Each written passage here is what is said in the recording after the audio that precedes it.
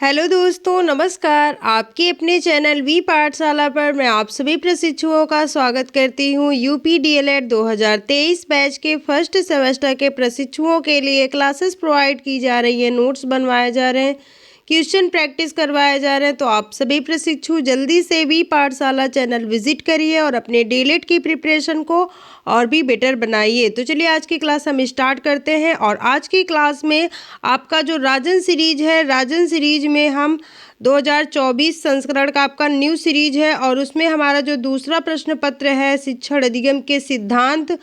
आज जितने भी इनके बहुविकल्पी प्रश्न हैं उन्हें एक ही क्लास में इंक्लूड करने की पूरी कोशिश की हूँ मैं, और पूरा बिल्कुल डिटेल से आपके साथ सभी प्रश्नों को डिस्कस करेंगे। तो चलिए आप सभी प्रशिक्षु जल्दी से क्लास में आ जाइए और क्लास हम अभी स्टार्ट करते हैं, ठीक है। तो चलिए देखते हैं शिक्षण अधिगम के सिद्धांत, जो हमारा दूसरा प्रश्न पत्र है उसमें हम बहुविकल्पी प्रश्नों को डिस्कस कर रहे हैं। चलिए देखते हैं। पहला प्रश्न है कि किस शिक्षा शास्त्री ने शिक्षा को संपूर्ण जीवन माना है। किस शिक्षा शास्त्री ने शिक्षा को संपूर्ण जीवन माना है। तो ऑप्शंस हैं आपके पास, टी.पी. नन, बी है स्पेंसर, सी है जॉन लॉक और फिर डी है आदि शंकराचार्य, ठीक है। टी.पी. नन और स्पेंसर, जॉन लॉक, आदि शंकराचार्य, ये चार ऑप्शंस हैं आपके पास और आपका राइट आंसर हो जाएगा। स्पेंसर ने कहा है कि शिक्षा को संपूर्ण जीवन माना है। किसने माना है? तो स्पेंसर ने माना है। और जॉन लॉक ने क्या कहा है शिक्षण के बारे में? तो जॉन लॉक ने कहा है कि जो छोटा बच्चा जब पैदा होता है तो वह जो है ना कोरी स्लेट के जैसे होता है, ठीक है। एक ब्लैंक पेपर के जैसे उसका दिमाग होता है। वह जैसे ही जन्म लेता है, जैसे ही वह समाज से जुड़ता है तो धीरे धीरे जो है समाज से सीखता जाता है और चीज़ों को वह अपने मस्तिष्क को भरता जाता है। तो यह जॉन लॉक ने कहा है, ठीक है। और ये देखिए 2023 में ये प्रश्न आपसे पूछा भी गया है। चलिए आगे देखते हैं। तो अगला प्रश्न है, प्रश्न नंबर 2 है कि संप्रेषण शब्द का लैटिन वर्ड कम्युनिस का आशय है। तो लैटिन शब्द जो है कम्युनिस का आशय क्या है? तो मैंने आपको क्लास में ये संप्रेषण बिल्कुल डिटेल से पढ़ाया है। कम्युनिस और कम्युनिकेशन बिल्कुल आपको समझाए हैं कि क्या है, कैसे है, कितने इसके प्रकार हैं, ठीक है, कितने इसके घटक होते हैं। तो चलिए देखते हैं। ऑप्शन है आपके पास, ए सामान्य, बी है असामान्य, सी है उपयोगी और फिर डी है आदान प्रदान। तो देखिए संप्रेषण जो है ना वो कम्युनिकेशन शब्द का हिंदी रूपांतरण है और कम्युनिकेशन जो है वह कम्युनिस्ट से बना हुआ है, ठीक है। यह लैटिन भाषा है। आपसे एग्जाम में पूछा जा सकता है कि संप्रेषण किस शब्द से बना है, तो आप कहेंगे लैटिन वर्ड कम्युनिस्ट से बना है। और कम्युनिस्ट का अर्थ है क्या है? सामान्य। क्या है? सामान्य बनाना, ठीक है, सामान्य बनाना। और संप्रेषण में क्या होता है? तो संप्रेषण में होता है कम्युनिकेशन, मतलब दो या दो से अधिक व्यक्ति क्या करते हैं? अपने विचारों का आदान प्रदान करते हैं। क्या करते हैं? विचारों का आदान प्रदान। विचारों का आदान प्रदान किया जाता है संप्रेषण में। तो देखिए संप्रेषण क्या है? तो दो या दो से अधिक व्यक्तियों के बीच विचारों का आदान प्रदान किया जाता है। वह किसी भी माध्यम से हो सकता है। जो है जो आदान प्रदान होता है विचार का, वह किसी भी माध्यम से हो सकता है, चाहे वह शाब्दिक हो, अशाब्दिक हो, सांकेतिक हो, किसी भी जो है माध्यम से हो सकता है। तो संप्रेषण जो है वह विचारों का आदान प्रदान होता है, कम्युनिकेशन होता है। और संप्रेषण मुख्यतः दो प्रकार के होते हैं। एक होता है शाब्दिक, जिनमें शब्दों का प्रयोग किया जाता है, और एक होते हैं अशाब्दिक, जिनमें शब्दों का प्रयोग नहीं किया जाता है, ठीक है। इशारों में बात की जाती है, चक्षु से बात मतलब आंखों से बात की जाती है ना, तो वो चीज़ें होती हैं। इशारों में बात करते हैं ना, कहते हैं वेल डन, थम दिखाते, तो वो चीज़ें समझ जाते हैं। तो वहाँ पर संप्रेषण होता है। चलिए आगे देखते हैं। तो अगला प्रश्न है, प्रश्न नंबर है 3 कि संप्रेषण के तत्व हैं। तो संप्रेषण के जो है ना वो तत्व हैं कौन कौन से? पहला तो है संदेश। संदेश देखिए जब दो व्यक्ति होंगे तो दोनों व्यक्ति के विचार होंगे कुछ, ठीक है। तो वही विचार को ही क्या कहते हैं? हम क्या कहते हैं? संदेश कहते हैं।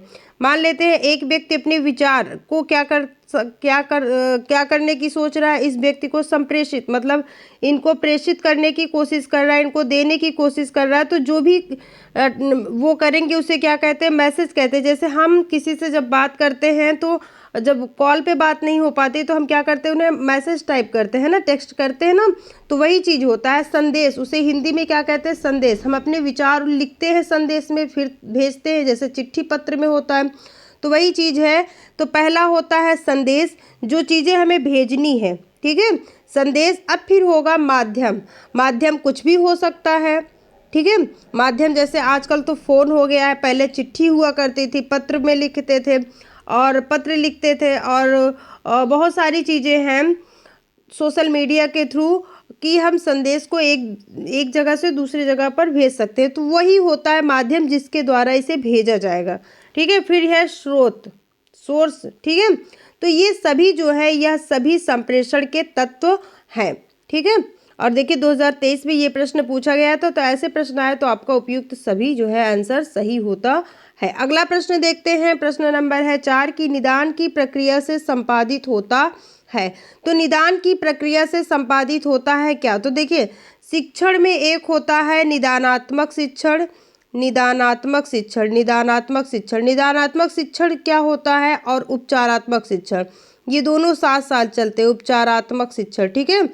तो देखिए होता क्या है कि जैसे मान लेते हैं कि ये जो निदानात्मक शिक्षण है, उपचारात्मक शिक्षण ना, ये जो शब्द है निदान और उपचार, यह चिकित्सा से लिया गया है। किससे लिया गया है, चिकित्सा का शब्द है, ठीक है, चिकित्सा का शब्द है। जैसे होता है कि कोई व्यक्ति है, वह बीमार है और वो क्या करता है, डॉक्टर के पास जाता है, क्या करता है, डॉक्टर के पास जाता है। तो डॉक्टर क्या करते हैं, इसे कुछ जांच कराने के लिए लिखते हैं, ठीक है, कोई जांच लिख करके देते हैं। जैसे मान लेते हैं इन्हें फीवर आ रहा है, तो ये क्या कहते हैं कि आप पहले क्या करिए, अपना ब्लड टेस्ट करवा के आइए, क्या पता आपको टाइफाइड हो, डेंगू हो, कुछ भी, मलेरिया वगैरह, क्योंकि तो ये क्या करते हैं, ये रिपोर्ट कार्ड लेकर, सॉरी, ये जो भी लिखे रहते हैं चेकअप, वो जाते हैं, कराते हैं, फिर ला करके उन्हें रिपोर्ट कार्ड देते हैं। अब जब डॉक्टर देखेंगे, ठीक है, उस रिपोर्ट कार्ड के माध्यम से कि इनमें कौन कौन सी कमी है, इनमें जो है प्लेटलेट्स की कमी है या फिर रेड कॉर्पसेल्स की कमी है, क्या कमी है, इन्हें डेंगू हुआ है कि क्या हुआ है ना, तो वो सारी चीज़ें ये देखते हैं। तो इसमें क्या, रिपोर्ट कार्ड में इनकी कमियां पता चलती है कि इनके जो पेशेंट है उनके बॉडी में क्या कमी क्या है ना, उनकी बॉडी में दिक्कत क्या आ रही है, ताकि उसी के हिसाब से ये डॉक्टर जो है उन्हें दवा दे सके। तो जब इनकी कमजोरियों का पता लगाए ना, इनकी कमजोरियों को जब पता लगाए, इनकी बीमारी का जब पता लगाए, तो कमजोरी का जब पता लगाया जाता है, तो यही जो रिपोर्ट कार्ड आया है जिसमें कमजोरियां लिखी गई हैं कि इनके रेड कॉर्पसेल्स कम है, आरबीसी कम है, डब्ल्यूबीसी कम है, प्लेटलेट्स कम है, ये सारी चीज़ें जो है इनकी कमजोरी है, इस पेशेंट की कमजोरी है। तो यही जो कमजोरी है यही होता है, क्या होता है, निदान। तो निदान में क्या हुआ कि हम उसमें जो भी व्यक्ति की समस्या थी, व्यक्ति की जो भी कमजोरी थी, व्यक्ति की जो भी बीमारी थी, उसे हमें पता चला, ठीक है। अब डॉक्टर क्या करेगा, जब उसे निदान कर लिया, निदान करते हैं उनकी कमजोरियों को, उनकी समस्याओं को, हर एक चीज़ को पता लगा लिया। अब डॉक्टर क्या करेगा, उसी के हिसाब से उन्हें दवा देगा और उनका उपचार करेगा, ठीक है। तो उसी प्रकार से शिक्षा के क्षेत्र में क्या होता है कि जो भी टीचर्स होते हैं, जो भी बच्चे होते हैं, बच्चे क्या होते हैं, कुछ बच्चे बहुत ही तेज होते हैं, प्रतिभाशाली होते हैं, कुछ सामान्य बुद्धि वाले होते हैं, कुछ प्रखर बुद्धि वाले होते हैं, कुछ मंद बुद्धि वाले होते हैं, कुछ जड़ बुद्धि वाले होते हैं। तो जो थोड़े मंद बुद्धि टाइप के बच्चे होते हैं, उन्हें कुछ पिछड़े बच्चे होते हैं, वह सभी बच्चों के साथ नहीं पढ़ पाते, नहीं आगे बढ़ पाते हैं। तो टीचर्स क्या करते हैं, ऐसे बच्चों को पहले क्या करते हैं, पहले उनका निदान करते हैं। निदान का अर्थ है कि बच्चों की कमजोरियों का पता लगाते हैं कि इनको पढ़ने में दिक्कत कहाँ से आ रही है, इनका पढ़ने में मन क्यों नहीं लग रहा है, इनका कौन कौन सा जो है पोर्शन सही नहीं है। कुछ बच्चे का होता नहीं कि मैथ नहीं अच्छी होती है, साइंस अच्छी होती है, या फिर फिजिक्स, केमिस्ट्री और सोशल साइंस, ये सारी चीज़ें अच्छी होती, बट उनका जो मैथ होता है वो ठीक नहीं होता, या फिर और भी सब्जेक्ट नहीं सही होते। तो उसमें वो पता लगाते हैं कि कहाँ पर इनको क्या दिक्कतें आ रही है। तो जो भी बच्चे की कमजोरी पता लगाते हैं टीचर्स, वही होता है निदानात्मक शिक्षण। फिर उसके बाद उसी के हिसाब से उन्हें अनेक शिक्षण विधियों का प्रयोग करके शिक्षित करते हैं, मतलब शिक्षण प्रदान करते हैं टीचर बच्चों को। तो उस कमजोरी को जब दूर करने के लिए जो नई नई टेक्निक का यूज करते हैं शिक्षण में,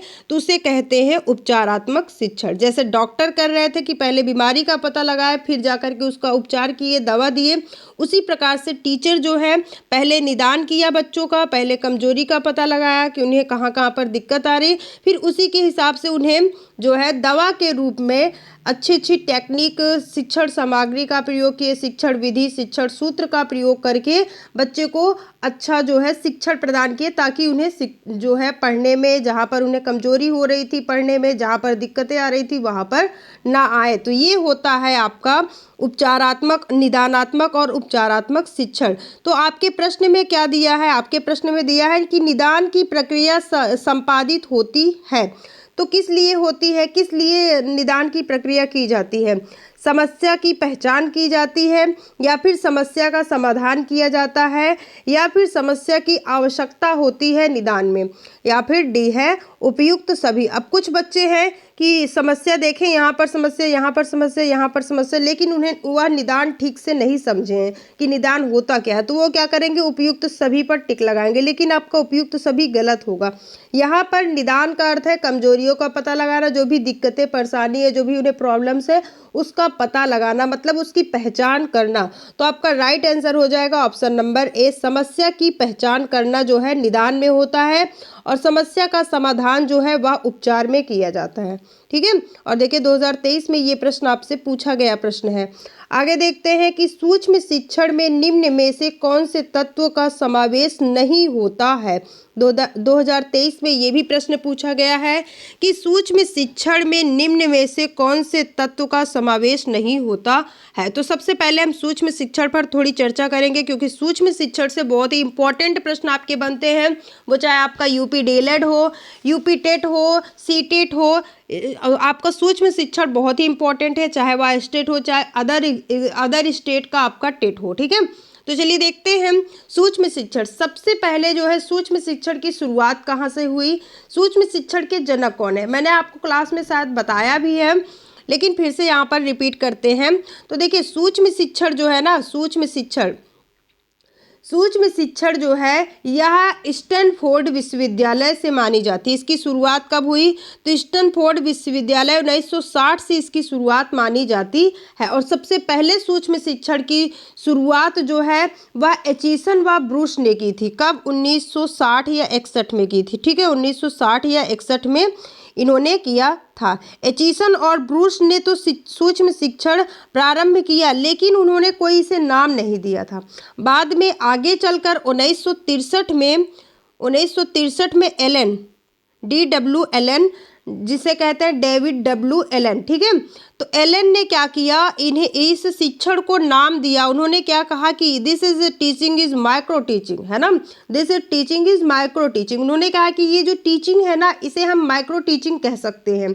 तो जब प्रोफेसर डेविड W एलन 1963 में इस शिक्षण को नाम दिया, इसलिए DW एलन को जो है जनक कहा जाता है सूक्ष्म शिक्षण का। देखिए 1960 के दशक में स्टैनफोर्ड विश्वविद्यालय में सूक्ष्म शिक्षण की शुरुआत मानी जाती है, और सबसे पहले सूक्ष्म शिक्षण की शुरुआत 1961 में कीथ एचिसन, किसने किया था? कीथ एचिसन और ब्रूस, एचिसन और ब्रूस ने किया था, एचिसन और ब्रूस ने किया था। लेकिन इन्होंने इस शिक्षण को कोई नाम नहीं दिया।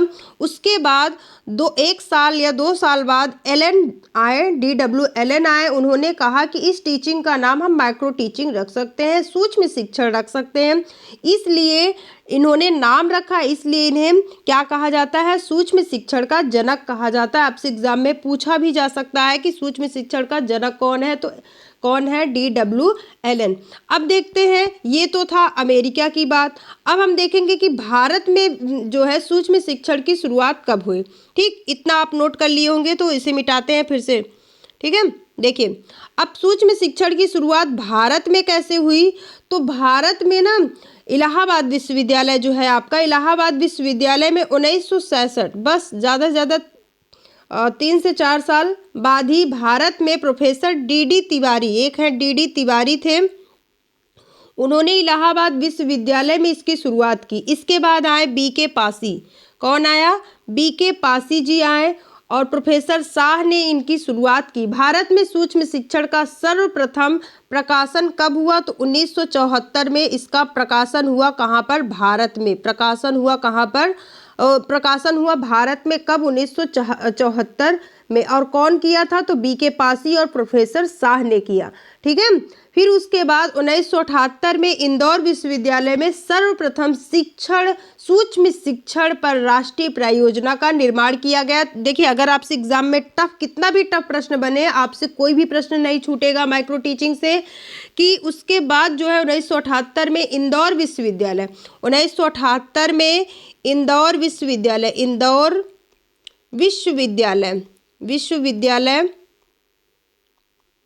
विश्वविद्यालय में सर्वप्रथम सूक्ष्म शिक्षण पर राष्ट्रीय परियोजना तैयार किया गया। ठीक है, परियोजना आपसे एग्जाम में पूछा जा सकता है कि राष्ट्रीय परियोजना, सूक्ष्म शिक्षण पर राष्ट्रीय परियोजना भारत में कब तैयार किया गया? तो 1978 में इंदौर विश्वविद्यालय में सर्वप्रथम सूक्ष्म शिक्षण पर राष्ट्रीय परियोजना का निर्माण किया गया। ठीक है, अब आगे देखते हैं। इसके बाद अब सूक्ष्म शिक्षण जो है क्या होता है? सूक्ष्म शिक्षण कम समय के लिए होता है। तो आपसे एग्जाम में पूछा जाता है कि भारत में जो है सूक्ष्म शिक्षण का समय क्या है। ठीक है, भारत में जो है सूक्ष्म शिक्षण का समय क्या है? तो चलिए देखते हैं भारत में सूक्ष्म शिक्षण का समय क्या होता है। भारत सूक्ष्म शिक्षण, ठीक है, अमेरिका इंपॉर्टेंट है, नोट कर लीजिएगा अगर आप नोट कर सकते हैं तो देखिए, इसके 6 चरण होते हैं, आप सभी को पता होगा। पहला चरण है पाठ योजना। क्या है? पाठ योजना। तो पाठ योजना जो है भारत में पहले से की जाती है और अमेरिका में भी पहले से की जाती है। जैसे हम घर पर ही हैं, आज हमें माइक्रो टीचिंग करना है विद्यालय जाकर, तो हम सबसे पहले घर पर ही पाठ योजना तैयार करके जाते हैं। तो ये था पहला चरण। अब दूसरा चरण क्या होता है? दूसरे चरण में हम क्या करते हैं? शिक्षण करते हैं। जब विद्यालय में जाते हैं, आप सभी को मैंने बताया है, तो शिक्षण करते हैं। कितने मिनट का करते हैं? तो 6 मिनट का भारत में करते हैं। वहीं पर अमेरिका के जो प्रशिक्षु हैं वह 5 मिनट करते हैं। कितने मिनट करते हैं? 5 मिनट करते हैं। भारत के प्रशिक्षु 6 मिनट माइक्रो टीचिंग में शिक्षण करते हैं, जबकि अमेरिका के 5 मिनट करते हैं। अब तीसरा चरण आता है कि जब शिक्षण कराने के बाद हम क्या करते हैं? प्रतिपुष्टि लेते हैं, फीडबैक। ठीक है, प्रतिपुष्टि। तो हमारे यहाँ प्रतिपुष्टि कितने टाइम तक होती है? तो हमारे यहाँ प्रतिपुष्टि जो है वह 6 मिनट की होती है, जबकि अमेरिका में 10 मिनट की प्रतिपुष्टि होती है। नोट करते हुए चलिएगा, बहुत ही इंपॉर्टेंट है। ठीक है, अब फिर उसके बाद जब प्रतिपुष्टि मिल जाती है तो चौथा चरण क्या होता है? फिर से हम पाठ योजना तैयार करते हैं, पुनर्पाठ योजना तैयार करते हैं। पुनर्पाठ योजना तैयार करते हैं कितने मिनट का? 12 मिनट का। और ये कितने मिनट का तैयार करते हैं? तो पुनर्पाठ योजना इनका 15 मिनट का होता है। ठीक है, 15 मिनट का होता है। अब फिर उसके बाद पांचवा चरण आता है कि फिर से शिक्षण करेंगे। तो फिर से शिक्षण भारत में कितने टाइम तक होता है? 6 मिनट तक, जबकि अमेरिका में कितना करेंगे? 5 मिनट। अमेरिका के प्रशिक्षु कब तक करेंगे? 5 मिनट पुनः शिक्षण। फिर उसके बाद आएगा आपका पुनः फीडबैक। ठीक है, फीडबैक लेंगे तो यहाँ पर फीडबैक जो है आपका 6 मिनट का रहेगा, जबकि अमेरिका में फीडबैक आपका 15 मिनट होता है। अब आप जोड़िए कि अमेरिका में कितना टाइम तक माइक्रो टीचिंग होता है और भारत में। तो चलिए सबसे पहले अमेरिका का देखते हैं। 5 10 कितना होगा? 15, और 15 हो जाएगा आपका 30 5 कितना हो जाएगा? 30 5 हो जाएगा 35, और 35 15 जो है वो हो जाएगा आपका 45। कितना हो जाएगा? 45। ठीक है, तो आपका जो है अमेरिका में 45 मिनट का टीचिंग होता है और भारत में जो है 6 6 12 और 6 6 6 दूनी 12 12 12 12 दूनी 24 और फिर 6 है आपका, फिर 6, तो 12 दूनी 24 12 तियाँ 36। तो 36 मिनट का आपके इंडिया में सूक्ष्म शिक्षण होता है, जबकि अमेरिका में 45 मिनट का होता है। तो बहुत ही इंपॉर्टेंट है। अब चलिए देखते हैं सूक्ष्म शिक्षण। अभी हमने आपको चरण भी देखे। सूक्ष्म शिक्षण में जो समय होता है वह सूक्ष्म समय होता है, क्योंकि 5 मिनट 6 मिनट ही तक हम शिक्षण करते हैं। कक्षा का आकार भी सूक्ष्म होता है, क्योंकि कक्षा में जो है 10 से 15 प्रशिक्षु होंगे, छात्र अध्यापक होंगे और जो उनके टीचर होंगे 1-2 वो रहेंगे। ठीक है, तो देखिए सूक्ष्म समय भी होता है, कम समय के लिए किया जाता है। सूक्ष्म कक्षा आकार भी होता है, मतलब कम लोग उपस्थित होते हैं। बृहद पाठ्य वस्तु, तो देख बृहद मतलब बहुत ही लंबा होता है, तो हमें जब 6 मिनट की टीचिंग करनी है तो हम बृहद पाठ पर नहीं, किसी एक टॉपिक पर, सूक्ष्म शिक्षण पर एक समय में एक ही टॉपिक पर चर्चा की जाती है, तो ये आपका गलत होगा। और डी है अभ्यास आधारित शिक्षण होता है, तो ये भी सही है। तो आपका राइट आंसर हो जाएगा कि नहीं है, निगेटिव पूछा है तो आपका राइट आंसर हो जाएगा ऑप्शन नंबर सी कि बृहद पाठ्यवस्तु सूक्ष्म शिक्षण में नहीं होता है। और देखिए 2023 के एग्जाम में ये प्रश्न आपसे पूछा हुआ है। अगला प्रश्न देखते हैं। प्रश्न नंबर है 6 की प्रस्तावना प्रश्न का संबंध होता है। ऑप्शंस है ए विषय वस्तु से, बी है पूर्व ज्ञान से, सी है शिक्षक ज्ञान से या फिर डी है अश्रृंखलाबद्धता से। तो आपका राइट आंसर होगा देखिए प्रस्तावना प्रश्न। प्रस्तावना प्रश्न का अर्थ है कि जब भी टीचर क्या करेंगे, बच्चों से कोई प्रश्न करेंगे, शिक्षक जो है वह जब भी शिक्षण करते समय जब भी बच्चों से प्रश्न करेंगे तो उनके प्रश्न ऐसे होने चाहिए जो बच्चे को पूर्व ज्ञान से जोड़े।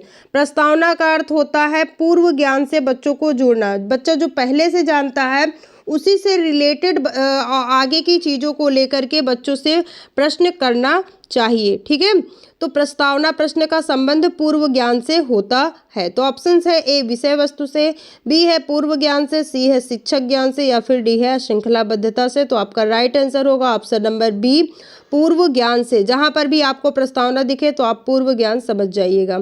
अगला प्रश्न है कि पर्यटन विधि से छात्रों में विकास होता है। तो जब भी बच्चों को घुमाने ले जाते हैं, बच्चे तरह तरह की इमारतें, जो भी ऐतिहासिक चीज़ें होती हैं उन्हें जब बच्चे देखते हैं, चाहे वह नदियाँ हो, पहाड़ हो, पर्वत हो, कोई खंडहर हो, महल हो, कुछ भी हो, जब भी बच्चे ऐसी वस्तुएं ऐसी चीज़ें देखते हैं तो बच्चों में कैसा विकास होता है।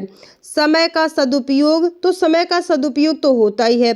मनोरंजन भी हो जाता है, क्योंकि डेली क्लास में पढ़ने के बजाय कभी कभी जब बाहर जाते हैं बच्चे तो उनका मनोरंजन भी होता है, रास्ते में तरह तरह की चीज़ें देखते हैं। ठीक है, बौद्धिकता, तो बौद्धिक विकास तो होता ही है। उनमें निरीक्षण व अवलोकन की भावना जो है उनका विकास बहुत ही तेज़ी से होता है कि जब बच्चे जाएंगे ऐतिहासिक चीज़ें देखेंगे, आगरा का ताजमहल देखेंगे, सारनाथ का स्तूप देखेंगे, है ना, सारनाथ का वहाँ पर धम देखेंगे, तो वो सारी चीज़ें जब देखेंगे बच्चे तो क्या होगा, उनमें निरीक्षण और अवलोकन का जो है विकास होगा। तो आपका राइट आंसर है ऑप्शन नंबर डी। आगे देखते हैं अगला प्रश्न। अगला प्रश्न है कि संप्रेषण के लिए कक्षा का वातावरण होना चाहिए। ऑप्शंस है ए सौहार्दपूर्ण, बी है नीरस, सी है अनुशासनात्मक और डी है प्रकाशपूर्ण। तो संप्रेषण के लिए कक्षा का जो वातावरण होना चाहिए वो सौहार्दपूर्ण होना चाहिए, ना कि नीरस, ना ही अनुशासनात्मक और ना ही प्रकाशपूर्ण। प्रकाशपूर्ण तो होगा ही कक्षा, तो आपका सौहार्दपूर्ण होगा। अगला प्रश्न देखते हैं, प्रश्न नंबर है 9 कि वैयक्तिक संप्रेषण का उद्देश्य है। वैयक्तिक संप्रेषण का उद्देश्य है ए है छात्रों में व्यक्तिगत विभिन्नताएं होती हैं, बी है बालकों की विशिष्ट योग्यताएं और व्यक्तित्व विकास होता है, सी है साधारण बालकों के लिए व्यक्तिगत शिक्षण आवश्यक है और फिर डी है उपयुक्त सभी। तो आपका राइट आंसर हो जाएगा ऑप्शन नंबर डी उपयुक्त सभी। वैयक्तिक संप्रेषण का उद्देश्य ये सभी होगा कि छात्रों में वैयक्तिक विभिन्नताएं होती हैं और फिर बालकों की विशिष्ट योग्यता और व्यक्तित्व का विकास होता है, साधारण बालक के लिए व्यक्तिगत शिक्षण आवश्यक है। तो आपका राइट आंसर हो जाएगा ऑप्शन नंबर डी। चलिए आगे देखते हैं। तो अगला प्रश्न है प्रश्न नंबर 10। प्रश्न नंबर 10 में है कि शिक्षण का मूलभूत सिद्धांत क्या है। तो शिक्षण का मूलभूत सिद्धांत है क्या है। ऑप्शंस है ए क्रियाशीलता का सिद्धांत, बी है अन्वेषण का सिद्धांत, सी है आगमन विधि का सिद्धांत या फिर डी है उपयुक्त सभी। तो देखिए चाहे जितनी भी अच्छी अच्छी शिक्षण विधियां क्यों न हो, अच्छे अच्छे सिद्धांत, अन्वेषण सिद्धांत, आगमन निगमन, कोई भी सिद्धांत हो, जब तक मूलभूत मतलब बेसिक जो है बच्चा अगर जो जब तक एक्टिव नहीं रहेगा, क्रियाशील नहीं रहेगा, तब तक वह किसी भी सिद्धांत का फॉलो नहीं कर सकता है। ठीक है, तो शिक्षण का जो मूलभूत सिद्धांत है कि बच्चा क्या हो, क्रियाशील हो, क्रियाशील रहेगा, एक्टिव रहेगा, तो वह चीज़ों को बहुत ही तेज़ी से ऑब्जर्व करेगा, बहुत ही तेज़ी से चीज़ों को ग्रहण करेगा। तो आपका राइट आंसर होगा ऑप्शन नंबर ए, क्रियाशीलता का सिद्धांत जो है यह मूलभूत सिद्धांत होता है शिक्षण का। अगला प्रश्न देखते हैं कि निम्नलिखित में से कौन सा शिक्षण सूत्र गेस्टाल्ट मनोविज्ञान पर आधारित है। तो ये भी मैंने क्लास में आपको बहुत ही अच्छे से समझाया है कि गेस्टाल्टवाद क्यों कहा गया है इसे, इस शिक्षण को। तो चलिए देखते हैं आपके ऑप्शन है, ए ज्ञात से अज्ञात की ओर, बी है अमूर्त से अमूर्त की ओर, सी है पूर्ण से अंश की ओर, फिर डी है सरल से जटिल की ओर। तो चलिए देखते हैं, यहाँ पर है गेस्टाल्टवाद। तो मैंने आपको बताया था ना गेस्टाल्टवाद की शुरुआत कब हुई थी, 1912 ईस्वी में हुई थी। इसके जो है मतलब शुरुआतकर्ता कौन है, तो मैक्स वर्दीमर। इसी से आपके कोहलर जुड़े थे ना, कोहलर ही तो जुड़े थे, हाँ, वर्दीमर। ठीक है, मैक्स वर्दीमर जुड़े हुए हैं, तो मैक्स वर्दीमर जुड़े हुए हैं। और फिर गेस्टाल्ट शब्द जो है यह एक जर्मन शब्द है जिसका अर्थ होता है समग्रता। क्या होता है, समग्रता, मतलब पूर्णता। ठीक है, तो समग्रता या पूर्णता, तो इसी से जुड़ा हुआ है इनका पूर्ण से अंश की ओर। इसका अर्थ होता है कि जब भी हम बच्चे को पढ़ा रहे हों, शुरुआती उन्हें पढ़ाते हैं, तो सबसे पहले जैसे हमें आज उन्हें गाय के बारे में बताना है, गाय के हर एक पार्ट के बारे में बताना है, तो सबसे पहले हम उन्हें पूरा गाय का चित्र दिखाएंगे। ठीक है, पहले ही उनकी बारीकियों को नहीं बताएंगे, सबसे पहले उन्हें मोटा मोटा गाय दिखाएंगे कि हाँ गाय ऐसी होती है, आप देख लीजिए। गाय दिखाने के बाद जब पूरी संपूर्ण उन्हें दिखा देंगे, फिर उसके बाद एक एक पार्ट पर हम उन्हें एनालिसिस करेंगे। जैसे पहले गाय दिखाएं, ठीक है, या फिर पहले वृक्ष दिखाएं। ठीक है, उन्हें पूरा वृक्ष दिखा दिए, अब उन्हें उनके साथ हम डिस्कस करेंगे कि देखिए बेटा जो है वृक्ष में क्या होती हैं, टहनियाँ होती हैं, जड़ें होते हैं, पत्ती होती है, फल लगते हैं, फूल लगते हैं, तो वो चीज़ें अलग हो जाएंगी। तो सबसे पहले हम उन्हें पूर्णतः का ज्ञान कराएं कि वृक्ष ऐसे दिखता है, फिर उसके बाद उनके अंशों के बारे में हम उन्हें ज्ञान कराते हैं। तो ये जो सूत्र है ना, यह समग्रता को प्रदर्शित करती है, गेस्टाल्ट को प्रदर्शित करती है कि पूर्ण से पहले पूर्ण पढ़ाएं, फिर उसके बाद उसके पार्ट्स को एनालिसिस करें।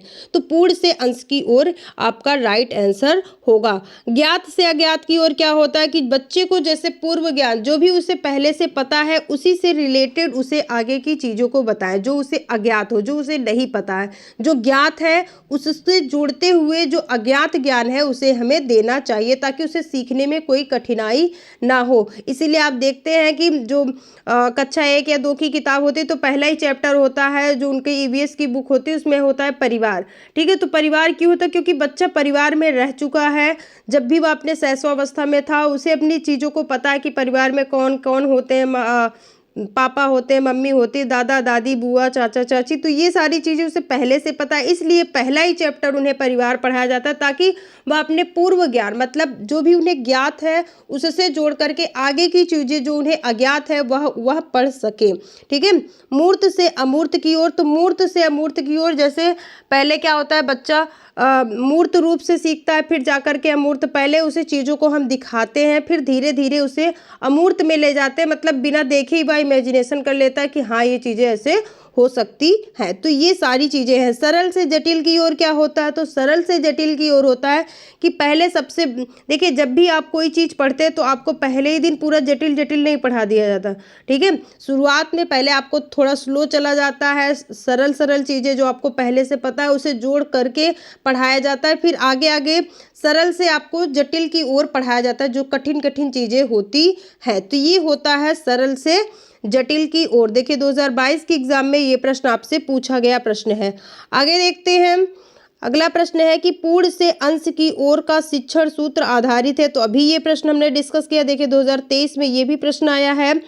गेस्टाल्ट विज्ञान मनोविज्ञान पर बी है, बाल मनोविज्ञान पर सी है, प्राणी विज्ञान पर डी है, जीव विज्ञान पर। तो आपका राइट आंसर होगा ऑप्शन नंबर ए, गेस्टाल्ट मनोविज्ञान पर अंश की पूर्ण से अंश की ओर शिक्षण सूत्र आधारित है। अगला प्रश्न देखते हैं। तो अगला प्रश्न है प्रश्न नंबर 13 कि तर्कात्मक क्रम से शिक्षण कराने से स्थायी एवं ठोस होता है। तो क्या स्थायी एवं ठोस होता है उनका? अधिगम या फिर शिक्षण, स्मृति या फिर इनमें से कोई नहीं। तो जब तर्कात्मक क्रम से शिक्षण कराने में उनमें स्थायी एवं ठोस होगा, क्या होगा? लर्निंग होगी। क्या होगी? लर्निंग होगी, अधिगम होगा। तो आपका राइट आंसर होगा ऑप्शन नंबर ए। आगे देखते हैं अगला प्रश्न। अगला प्रश्न है प्रश्न नंबर 14 कि सुकराती विधि कहते हैं। तो सुकराती विधि मैंने आपको बहुत ही डिटेल से बताया है और सुकराती विधि को मैंने बताया कि आपसे पूछ सकता है प्रश्नोत्तर प्रविधि, या फिर आपसे पूछ ले कि प्रश्नोत्तर प्रविधि के जनक कौन है। तो सुकरात हैं। ठीक है, तो आपका राइट आंसर हो जाएगा ऑप्शन नंबर सी। आगे देखते हैं। तो अगला प्रश्न है प्रश्न नंबर 15 की संप्रेषण नहीं है। क्या नहीं है? तो ऑप्शन है ए संबंध स्थापन, बी है ज्ञान स्थानांतरण, सी है भाषण देना और फिर डी है बोध निश्चय। तो देखिए संबंध स्थापन होता ही है जब एक दूसरों में भाषा का, विचारों का आदान प्रदान होगा। ज्ञान का स्थानांतरण होता है, इसीलिए तो संप्रेषण बनाया गया है।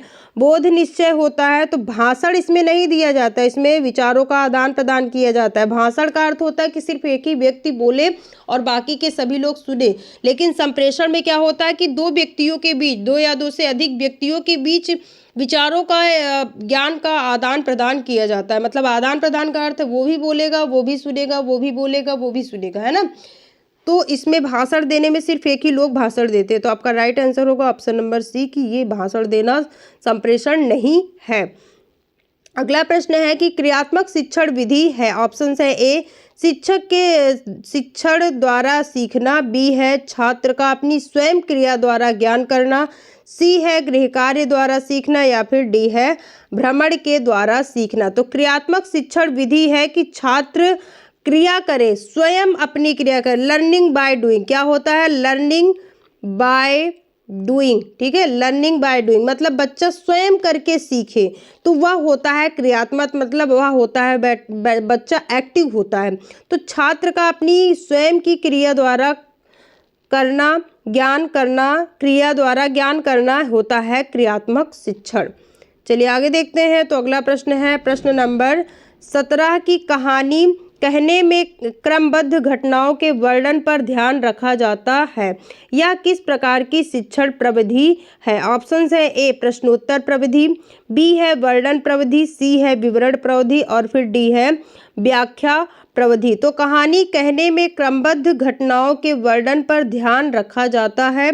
यह किस प्रकार की शिक्षण प्रविधि है? तो आपके ऑप्शंस हैं प्रश्नोत्तर, तो इसमें प्रश्न का कहीं उपयोग ही नहीं किया जा रहा है। वर्णन, तो देखिए यहाँ पर जो है क्रमबद्ध घटनाओं के वर्णन पर ध्यान रखा जाता है, तो यहाँ पर विवरण क्या होगा आपका? विवरण, बिल्कुल विवरण से एक्सप्लेन किया जा रहा है ना क्रमबद्ध तरीके से।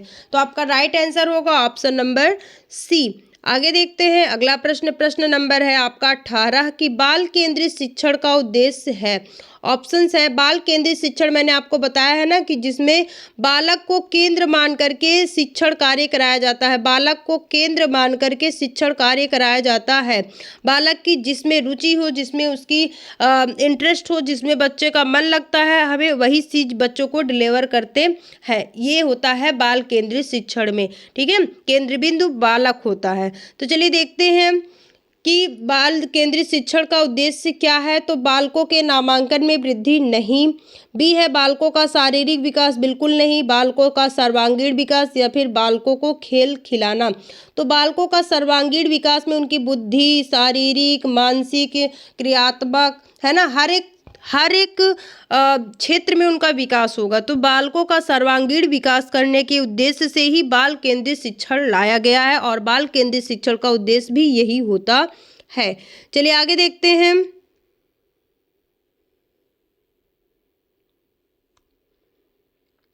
अगला प्रश्न है अगला प्रश्न है प्रश्न नंबर 19 की बचाव निदान का उच्चतम स्तर है, यह कथन है। ऑप्शन है ए रॉस का, बी है नन का, सी है वैलेंटाइन का और फिर डी है मॉरिस का। तो बचाव जो है निदान का उच्चतम स्तर है, यह कथन जो है आपके नन का है। किसका है? नन का। तो आपका राइट आंसर होगा ऑप्शन नंबर बी। आगे देखते हैं अगला प्रश्न, प्रश्न नंबर 20 है कि उपचारात्मक शिक्षण का मुख्य कार्य क्या है। उपचारात्मक शिक्षण का मुख्य कार्य क्या होता है? तो मैंने भी आपको बताया था समस्या का समाधान करना होता है। तो अब आप उसी से यहाँ पर भाव निकालिए, देखिए क्या होता है। ऑप्शंस ए है लेख में सुधार करना, बी है दोषपूर्ण अध्ययन एवं अध्यापन के प्रभाव को दूर करना, सी है सुलेख पर बल देना और फिर डी है गृह कार्य देना। तो गृह कार्य देने से बच्चे का जो है उपचार नहीं होगा, सुलेख पर बल देने से नहीं होगा, लेख में सुधार करने से कोई अर्थ नहीं है। हमें क्या करना चाहिए? जो हमारा दोषपूर्ण अध्ययन अध्यापन है उसमें जो भी कमियां आ रही हैं उसके प्रभाव को दूर करना है। तो आपका राइट आंसर होगा ऑप्शन नंबर बी। आगे देखते हैं अगला प्रश्न, प्रश्न नंबर है आपका 21 कि शिक्षण का सामान्य सिद्धांत नहीं है। शिक्षण का सामान्य सिद्धांत नहीं है तो क्रियाशीलता जो है यह मुख्य सिद्धांत है, रुचि का सिद्धांत यह भी मुख्य सिद्धांत है, नियोजन का सिद्धांत और परिमाण का सिद्धांत। ठीक है, तो यहाँ पर देखिए क्रियाशीलता का सिद्धांत है, रुचि का सिद्धांत है, नियोजन का सिद्धांत है। यहाँ पर परिमाण का सिद्धांत जो है वह अलग है और यही आपका आंसर होगा। और देखिए 2022 के एग्जाम में ये प्रश्न आपसे पूछा भी गया है। चलिए आगे देखते हैं। तो अगला प्रश्न है प्रश्न नंबर 22 की छात्र की शिक्षा सर्वदा स्थूल वस्तुओं तथा तथ्यों से होनी चाहिए, शब्दों परिभाषाओं तथा नियमों से नहीं। यह परिभाषा है। ऑप्शंस है ए अरस्तु की, बी है महात्मा गांधी जी की, सी है पेस्टोलॉजी की या फिर डी है हर्बर्ट स्पेंसर की। तो आपका राइट आंसर होगा right number option number D Herbert Spencer की। यह कथन है कि छात्र की शिक्षा सर्वदा स्थूल वस्तुओं तथा तथ्यों से होनी चाहिए, शब्दों परिभाषाओं तथा नियमों से नहीं।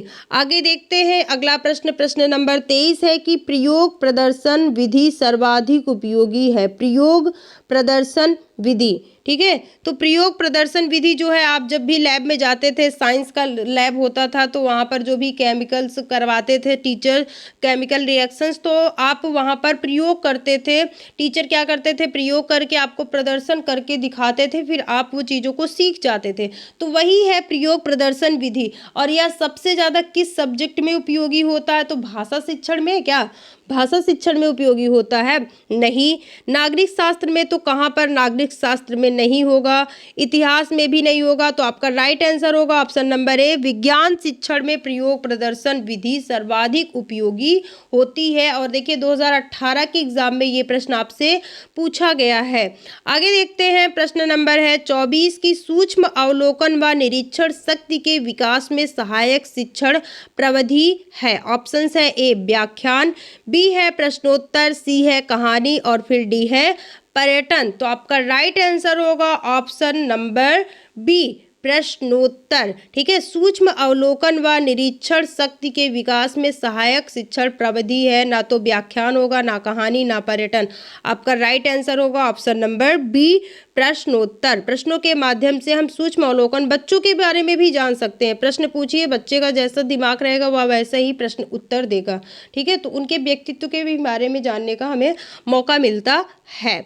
आगे देखते हैं प्रश्न नंबर 25 है कि छात्रों के पूर्व ज्ञान की जानकारी लेने हेतु प्रयुक्त शिक्षण कौशल क्या है। तो मैंने आपको बताया है कि पूर्व ज्ञान आपको दिखे तो आप प्रस्तावना पर टिक करिए। तो आपका राइट आंसर हो जाएगा यहाँ पर प्रस्तावना कौशल।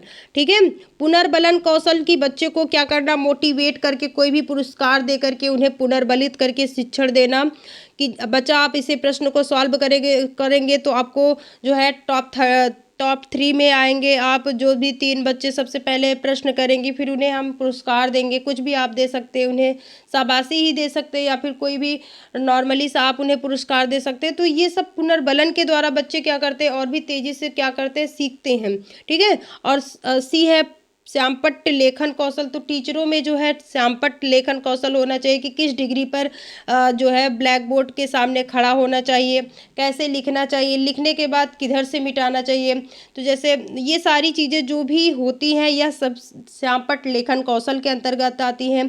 उद्देश्य कथन कौशल होता है, तो ये सारी चीज़ें जो है यह आपके शिक्षण कौशल है। लेकिन जो पूर्व ज्ञान की जानकारी लेने हेतु प्रयुक्त शिक्षण कौशल है वह है आपका प्रस्तावना कौशल। आगे देखते हैं, तो अगला प्रश्न है प्रश्न नंबर 26 की शिक्षण अधिगम हेतु दिया गया उद्दीपन, मार्गदर्शन, दिशाबोध और प्रोत्साहन है। यह ऑप्शन जो है यह कथन किसका है? तो चलिए ऑप्शंस देखते हैं। ए है बर्टन, बी है रायबर्न, सी है एंडरसन, फिर डी है रेमंड। तो आपका राइट आंसर होगा ऑप्शन नंबर बी। रायबर्न ने कहा है कि शिक्षण अधिगम हेतु दिया गया उद्दीपन, मार्गदर्शन, दिशाबोध और प्रोत्साहन है। आगे देखते हैं अगला प्रश्न, प्रश्न नंबर है 27 की प्राचीन कालीन शिक्षण विधियां थी।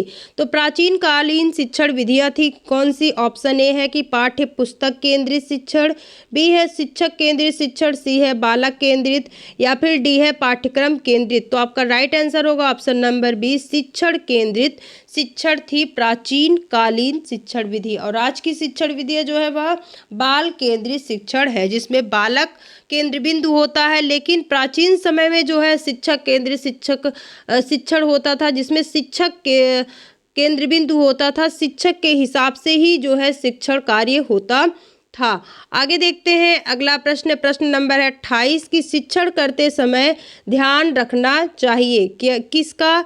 तो ए है पाठ्य पुस्तकों का, बी है समयावधि का, सी है बच्चों की रुचि व मानसिक स्तर का, और फिर डी है परीक्षा का। तो शिक्षण करते समय ध्यान रखना चाहिए पाठ्य पुस्तकों का नहीं, समयावधि का नहीं, बच्चों की रुचि व मानसिक स्तर का ध्यान रखना चाहिए। उसी के हिसाब से शिक्षण कराना चाहिए।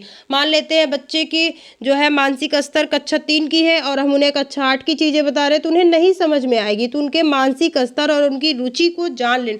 मान लेते हैं बच्चे की रुचि किसी और सब्जेक्ट में है, आज का टॉपिक आप कुछ और पढ़ा रहे हैं, ठीक है, तो बच्चे को इंटरेस्ट नहीं आएगा और वह ना तो सीखेगा। तो बच्चे का जिसमें इंटरेस्ट हो, जिसमें उसका जो भी मानसिक स्तर हो, उसी के हिसाब से हमें शिक्षण करना चाहिए। चलिए आगे देखते हैं अगला प्रश्न, प्रश्न नंबर है 29 की शिक्षण को सुव्यवस्थित व प्रभावपूर्ण बनाने का माध्यम है।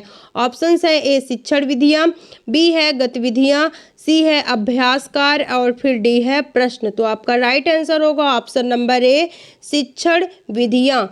आगे देखते हैं अगला प्रश्न है प्रश्न नंबर 30 की शिक्षण विधियाँ आधारित होती हैं। ऑप्शंस है ए बच्चों की संख्या पर, बी है गतिविधियों पर, सी है शोध पर, और फिर डी है शिक्षा सूत्रों पर। तो आपका राइट आंसर होगा ऑप्शन नंबर डी शिक्षण सूत्रों पर। शिक्षण विधियां आधारित होती हैं शिक्षण सूत्रों पर, क्योंकि शिक्षण सूत्रों का ही प्रयोग करके एक टीचर जो है अच्छी शिक्षण विधि प्रयोग करता है अपने शिक्षण में। आगे देखते हैं अगला प्रश्न, प्रश्न नंबर है 31 की किंडरगार्टन शिक्षण पद्धति के जन्मदाता हैं, जनक है, बहुत ही इम्पोर्टेंट है। तो मैंने आपको बताया भी है और आप जानते भी होंगे कि कौन है, फ्रॉबेल है। मॉन्टेसरी ने मॉन्टेसरी पद्धति दी थी, और आपके एलन पार्कहर्स्ट ने जो है यह कौन सी दिए हैं, डाल्टन दिए शायद, है ना, डाल्टन पद्धति। और हर्बर्ट स्पेंसर ने आपके पंचपदी प्रणाली दिया है। चलिए आगे देखते हैं, तो अगला प्रश्न है प्रश्न नंबर 32 है कि निम्नलिखित में से उपयुक्त शिक्षण सूत्र है। अज्ञात से ज्ञात की ओर नहीं, ज्ञात से अज्ञात की ओर होता है। सूक्ष्म से स्थूल की ओर, तो स्थूल से सूक्ष्म की ओर होता है, ये भी गलत है। मूर्त से अमूर्त की ओर, ये आपका राइट है। और अंश से पूर्ण की ओर नहीं, पूर्ण से अंश की ओर होता है। तो ऐसे प्रश्न में आप कंफ्यूज मत होइएगा, आपका मूर्त से अमूर्त की ओर आंसर होगा, ऑप्शन नंबर सी सही होगा। चलिए आगे देखते हैं, प्रश्न नंबर 33 है कि प्रयोग प्रदर्शन विधि का गुण है। ऑप्शन है ए सक्रिय वातावरण, बी है स्थायी ज्ञान, सी है मानसिक विकास में सहायक, या फिर डी है उपयुक्त सभी। तो प्रयोग प्रदर्शन विधि जो है सक्रिय वातावरण, स्थायी ज्ञान, मानसिक विकास में सहायक, ये सभी होते हैं। तो आपका राइट आंसर हो जाएगा ऑप्शन नंबर डी। आगे देखते हैं, प्रश्न नंबर है आपका 34 की पर्यटन सर्वाधिक सहायक है। गणित शिक्षण में, संगीत शिक्षण में, भूगोल शिक्षण में या फिर भाषा शिक्षण में। तो आप सभी को पता है कि भूगोल शिक्षण में जो है पर्यटन सर्वाधिक सहायक है। आगे देखते हैं, प्रश्न नंबर 35 है कि खेल पर आधारित शिक्षण विधि है। ऑप्शन है ए किंडरगार्टन विधि, बी है प्रयोग विधि, सी है सामूहिक परिचर्या विधि और फिर डी है जीवन इतिहास विधि। तो आपका राइट आंसर होगा ऑप्शन नंबर ए किंडरगार्टन विधि। कौन सी विधि?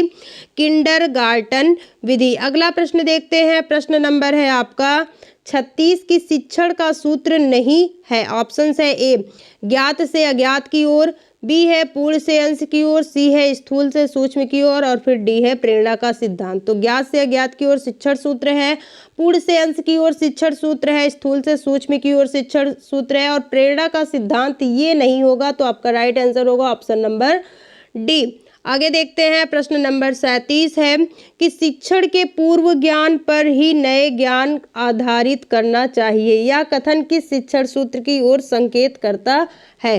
कि पूर्व ज्ञान, बच्चे को पहले जो ज्ञात हो फिर उसी के हिसाब से उसे जो नहीं पता है उसे चीज़ों को डिलीवर करना चाहिए। तो ज्ञात से अज्ञात की ओर क्या होगा? ज्ञात से अज्ञात की ओर का शिक्षण सूत्र होगा। तो आपका राइट आंसर होगा ऑप्शन नंबर ए। ठीक है, आगे देखते हैं, अगला प्रश्न है प्रश्न नंबर 38।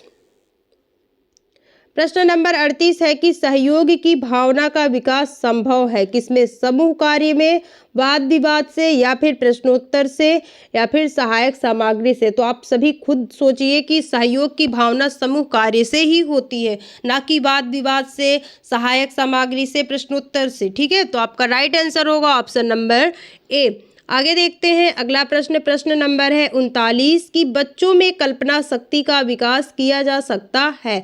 और देखिए ये आपके 2018 और 23 दोनों में पूछा गया प्रश्न है, तो ये प्रश्न आपके लिए वेरी वेरी वेरी इंपॉर्टेंट है। ठीक है, कि बच्चों में कल्पना शक्ति का विकास किया जा सकता है तो कहानी द्वारा या फिर समूह कार्य द्वारा, प्रश्नोत्तरों द्वारा या फिर व्याख्यान द्वारा। तो देखिए कल्पना शक्ति का विकास जो है वह कहानियों के द्वारा होता है। बच्चों को इसीलिए पहले कहानी, कविताएं, यही चीज़ें उन्हें सुनाई जाती हैं और पढ़ाई जाती हैं, क्योंकि वह जब कहानी को समझता है तो उसमें तरह तरह के प्रश्न करता है। जब वह तरह तरह के प्रश्न करता है तो उसमें कल्पना शक्ति का विकास होता है। अगला प्रश्न है कि शिक्षण सूत्र पथ प्रदर्शन करते हैं जिसमें सिद्धांत से व्यवहार में सहायता के लिए अपेक्षा की जाती है। यह कथन किसका है? तो चलिए देखते हैं, ऑप्शन है ए रूसो का, बी है रेमंड का, सी है हर्बर्ट गुली का या फिर डी है आर.के. शर्मा का। तो आपका राइट आंसर होगा ऑप्शन नंबर सी हर्बर्ट गुली का। ठीक है, आगे देखते हैं, प्रश्न नंबर है 41 कि उपचारात्मक शिक्षण हेतु क्रियाकलाप कराए जाते हैं। 2018 में ये प्रश्न आपसे पूछा गया है। तो चलिए ऑप्शंस देखते हैं, ए है अभ्यास कार्य करना, उपचारात्मक शिक्षण में क्या कराया जाता है? अभ्यास कराया जाता है। या फिर खेल व अन्य गतिविधियों का आयोजन कराया जाता है, समूह चर्चा कराना, उपयुक्त सभी। तो देखिए अभ्यास कराना, खेल विधि से उन्हें चीज़ों को समझाना, समूह चर्चा करना, तो इन सभी विधियों का प्रयोग करके जो टीचर्स होते हैं वो बच्चों का उपचार करने की कोशिश करते हैं। तो आपका राइट आंसर होगा ऑप्शन नंबर डी। आगे देखते हैं, अगला प्रश्न, प्रश्न नंबर है आपका 42 की प्रभावी संप्रेषण की प्रक्रिया होती है। ऑप्शन है एक पक्षी, द्विपक्षी या फिर एक पक्षी और द्विपक्षी दोनों उपयुक्त में से कोई नहीं। तो देखिए संप्रेषण जो है वह दो पक्षी होता है, क्योंकि एक ही व्यक्ति अगर बोलेगा तो कौन उसको सुनेगा, कौन फीडबैक देगा? जब तक फीडबैक नहीं प्राप्त होता है तब तक वह संप्रेषण नहीं कहलाता है। जब दो व्यक्ति रहेंगे, दो पक्ष रहेगा, तभी जाकर के उसमें फीडबैक होगा, फिर जाकर के पुनः संप्रेषण होगा। ठीक है, तो आपका राइट आंसर हो जाएगा ऑप्शन नंबर बी कि द्विपक्षी। संप्रेषण जो है वह द्विपक्षी होता है, मतलब दो पक्षों के बीच में होता है। आपका प्रश्न नंबर 43 है कि संज्ञानात्मक क्षेत्र से संबंधित नहीं है। ऑप्शन है ए जानना, बी है समझना, सी है चिंतन करना या फिर डी है समयबद्धता। तो आपका राइट आंसर हो जाएगा ऑप्शन नंबर डी समयबद्धता। आगे देखते हैं, अगला प्रश्न, प्रश्न नंबर है आपका 44 की डोमिनोज सर्वाधिक उपयोगी है किसमें? इतिहास शिक्षण में, गणित शिक्षण में या फिर कला शिक्षण में या फिर भाषा शिक्षण में। तो आपका राइट आंसर होगा ऑप्शन नंबर बी, गणित शिक्षण में डोमिनोज सर्वाधिक उपयोगी है। तो आपका राइट आंसर होगा ऑप्शन नंबर बी। आगे देखते हैं, प्रश्न नंबर है 45 की वह शिक्षण प्रतिमान किसने बनाया जिसमें अध्यापक का स्थान कंप्यूटर ने लिया है। किसने बनाया, तो चलिए देखते हैं। ऑप्शंस ए है आशुबेल, बी है डेनियल डेविस, सी है क्वींस और फिर डी है जॉन रेडस। तो आपका राइट आंसर होगा ऑप्शन नंबर बी, आशुबेल। अगला प्रश्न देखते हैं, प्रश्न नंबर है आपका 46 की शिक्षण अधिगम सिद्धांत नहीं है। ऑप्शंस है क्रियाशीलता का सिद्धांत, तो ये तो है, प्रेरणा का सिद्धांत ये भी है, रुचि का सिद्धांत ये भी आपका सिद्धांत है शिक्षण का, लेकिन प्रयोगात्मक कार्य प्रविधि ये तो प्रविधि है ना, तो आपका राइट आंसर हो जाएगा ऑप्शन नंबर डी। चलिए आगे देखते हैं, तो अगला प्रश्न है, प्रश्न नंबर है 47 की संप्रेषण के घटक है। ऑप्शन है ए प्रेरक, बी है संदेश, सी है ग्राही और फिर डी है उपयुक्त सभी। तो संप्रेषण के जो घटक है प्रेषक, संदेश, ग्राही ये सभी होते हैं उपयुक्त सभी। 2018 में ये प्रश्न आपसे पूछा गया है। अगला प्रश्न देखते हैं, प्रश्न नंबर है आपका 48 की निम्नलिखित में से श्रव्य दृश्य सामग्री नहीं है। जिसमें श्रव्य दृश्य सामग्री नहीं है, जैसे रेडियो तो ये श्रव्य सामग्री है, चलचित्र तो ये श्रव्य दृश्य दोनों है, टेलीविजन श्रव्य दृश्य क्योंकि हमें दिखाई भी देता है सुनाई भी देता है, कंप्यूटर में दिखाई भी देता है सुनाई भी देता है, तो रेडियो में सिर्फ श्रव्य होता है दृश्य नहीं होता। तो आपका राइट आंसर होगा ऑप्शन नंबर ए। अगला प्रश्न देखते हैं, प्रश्न नंबर है आपका 49 की भ्रमण प्रविधि के चरण हैं। तो ऑप्शंस हैं आपके ए शिक्षक शैक्षिक उद्देश्य का प्रकरण व चुनाव, बी है पर्यटन स्थल का चयन, सी है पर्यटन स्थल हेतु सामग्री, डी है उपयुक्त सभी। तो आपका राइट आंसर होगा ऑप्शन नंबर डी। अगला प्रश्न देखते हैं, अगला प्रश्न है प्रश्न नंबर 50 की पाठ के प्रमुख तथ्यों को बार बार दोहराना किस शिक्षण सिद्धांत के अंतर्गत आता है। ऑप्शंस है ए प्रेरणा का सिद्धांत, बी है नियोजन का सिद्धांत, सी है चयन का सिद्धांत या फिर डी है आवृत्ति का सिद्धांत। तो जब बार बार दोहराया जाता है तो उसका मतलब आवृत्ति हो रही है, तो आपका राइट आंसर होगा आवृत्ति का सिद्धांत। और देखिए 2018 और 23 दोनों में ये प्रश्न आपसे पूछा गया है। तो आज की क्लास में क्या करते हैं कि 50 प्रश्न ही करते हैं। अभी शाम की क्लास जो आएगी या फिर आपकी सुबह की जो क्लास होगी उसमें जो और प्रश्न रहेंगे उन्हें हम पूरा डिस्कस कर लेंगे, क्योंकि क्लास ज़्यादा लंबी हो जा रही है इसीलिए क्लास यहीं तक रखते हैं। तो क्लास आपको कैसी लगी ज़रूर फीडबैक दीजिएगा। क्लास अच्छी लगी हो तो क्लास को लाइक करिएगा, शेयर करिएगा और चैनल को सब्सक्राइब कर लीजिएगा। क्लास से जुड़ने के लिए, चैनल से जुड़ने के लिए और क्लास के अंत तक बने रहने के लिए सभी प्रशिक्षुओं को धन्यवाद। Thanks for watching.